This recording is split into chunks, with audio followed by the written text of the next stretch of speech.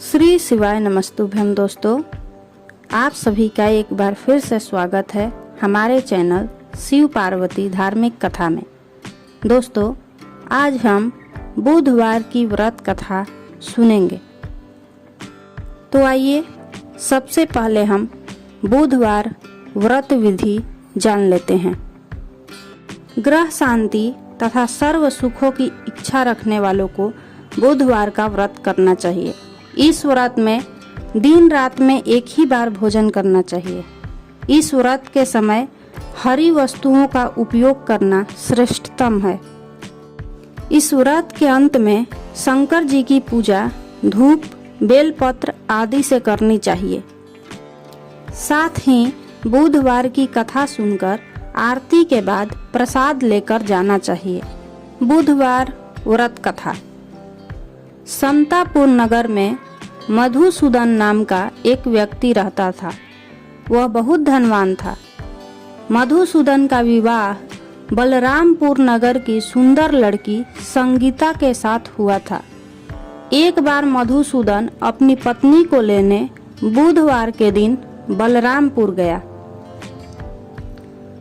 मधुसूदन ने पत्नी के माता पिता से संगीता को विदा कराने के लिए कहा। माता पिता बोले, बेटा आज बुधवार है। बुधवार को किसी भी शुभ कार्य के लिए यात्रा नहीं करते। लेकिन मधुसूदन नहीं माना। उसने ऐसी शुभ अशुभ की बातों को न मानने की बात कही। दोनों ने बैलगाड़ी से यात्रा प्रारंभ की। 2 कोस की यात्रा के बाद उसकी गाड़ी का एक पहिया टूट गया। वहां से दोनों ने पैदल की यात्रा शुरू की। रास्ते में संगीता को प्यास लगी। तब मधुसूदन उसे एक पेड़ के नीचे बैठाकर जल लेने चला गया। थोड़ी देर बाद जब मधुसूदन कहीं से जल लेकर वापस आया तो वह बुरी तरह हैरान हो उठा, क्योंकि उसकी पत्नी के पास उसकी ही शक्ल सूरत का एक दूसरा व्यक्ति बैठा था। संगीता भी मधुसूदन को देखकर हैरान रह गई। वह दोनों में कोई अंतर नहीं कर सकी। मधुसूदन ने उस व्यक्ति से पूछा, तुम कौन हो और मेरी पत्नी के पास क्यों बैठे हो?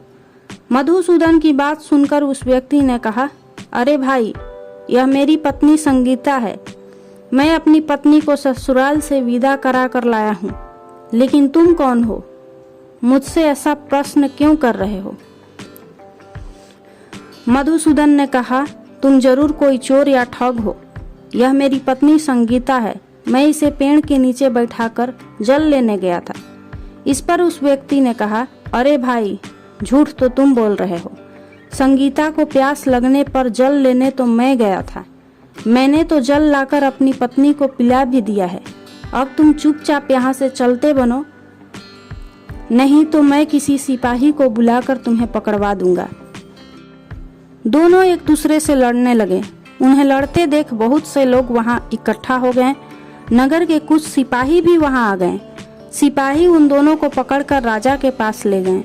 सारी कहानी सुनकर राजा भी कोई निर्णय नहीं कर पाया। संगीता भी उन दोनों में से अपने असली पति को नहीं पहचान पा रही थी। राजा ने दोनों को जेल में डाल देने के लिए कहा।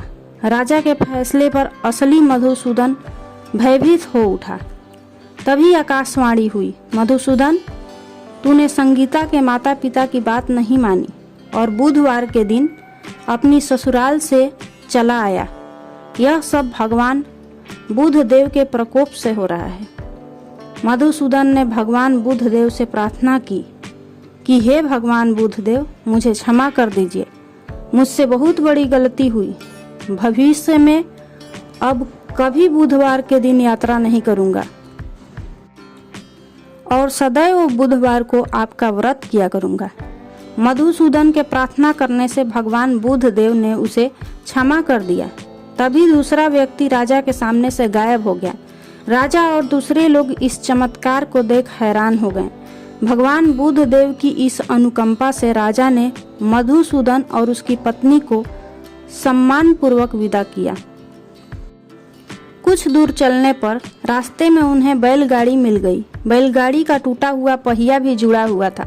दोनों उसमें बैठकर समतापुर की ओर चल दिए।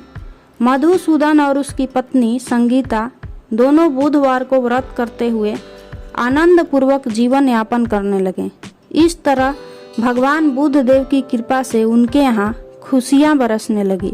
इस तरह जो स्त्री पुरुष विधिवत बुधवार का व्रत करते व्रत कथा सुनते हैं, भगवान बुद्ध देव उनके सभी कष्ट दूर करते हैं। बोलो श्री गणेश जी महाराज की जय।